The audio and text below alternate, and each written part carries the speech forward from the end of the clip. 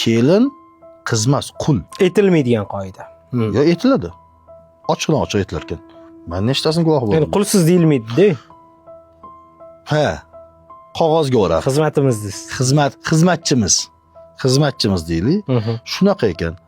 O'sha xizmatchi charchab ozgincha dam olmoqchi bo'lsa yana gap eshitar ekanda. Siz o'zi dangasasiz, siz usiz, siz busiz. Haligi xizmatchi 24 soat sizni xizmatingizni qilib tursa ham, bitta joyda ishingiz qolib ketgan bo'lsa yana gap eshitar ekanda bechora. Xizmatchi. Xayoldan ko'tarilgan bo'lishi mumkin emasmi? Odam u ham, to'g'rimi? U ham biron farzand edi-yu. Haligi to'ydan oldin qop-qop va'dalar bor edi, baxtli qilaman, ko'ngliga qarayman, boshimda ko'taraman, to'g'rimi? Ular to'ydan keyin birontasi amalga oshmaydi va kasal bo'lib qolgandan keyin nima deydi? Bor ota-onangniki bor davolanib kel deydi-yu.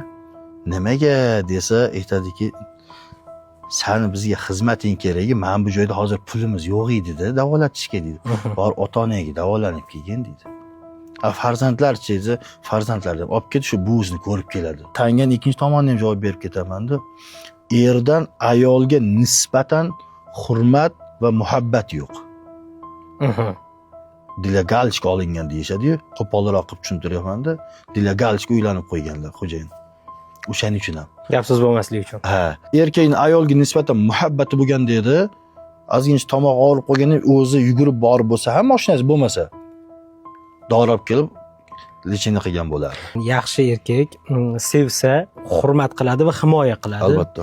Sevmasa eng kamida zulm qilmaydi deydi.